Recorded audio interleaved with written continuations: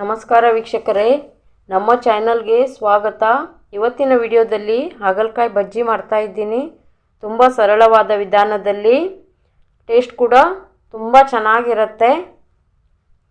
ಬನ್ನಿ ಹಾಗಾದರೆ ಹೇಗೆ ಮಾಡೋದಂತ ನೋಡೋಣ.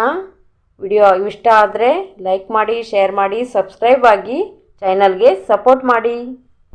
2 ಹಾಗಲಕಾಯಿ ತಗೊಂಡಿದ್ದೀನಿ. ಚೆನ್ನಾಗಿ ತೊಳೆದು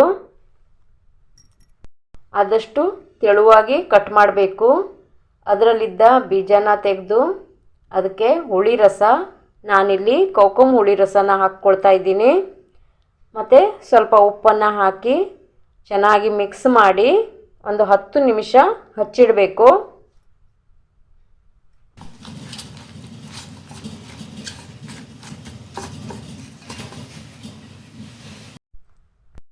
ಚಿಕ್ಕ ಬೌಲಲ್ಲಿ ಅರ್ಧ ಬೌಲು ಕಡಲೆ ಹಿಟ್ಟು ತೊಗೊಂಡಿದ್ದೀನಿ.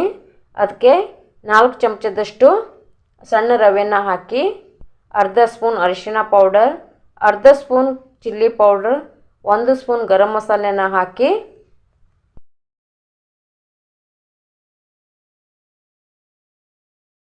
ಅರ್ಧ ಟೀ ಸ್ಪೂನ್ ಉಪ್ಪನ್ನು ಹಾಕಿ ಅಗತ್ಯವಿರುವಷ್ಟು ನೀರನ್ನು ಹಾಕಿ ಚೆನ್ನಾಗಿ ಮಿಕ್ಸ್ ಮಾಡಬೇಕು.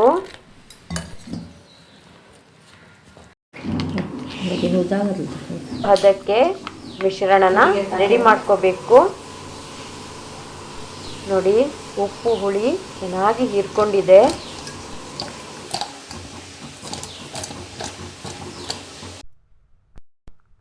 ಎಣ್ಣೆ ಬಿಸಿಯಾಗಿದೆ.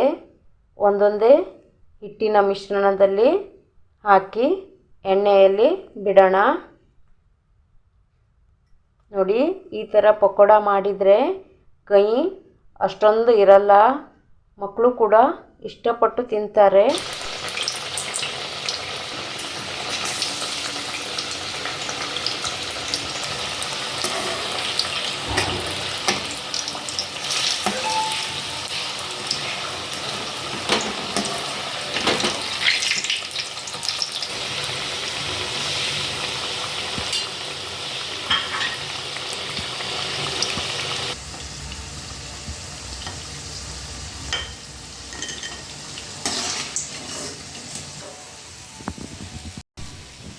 ಹಾಗಲಕಾಯಿ ಬಜ್ಜಿ ರೆಡಿಯಾಗಿದೆ.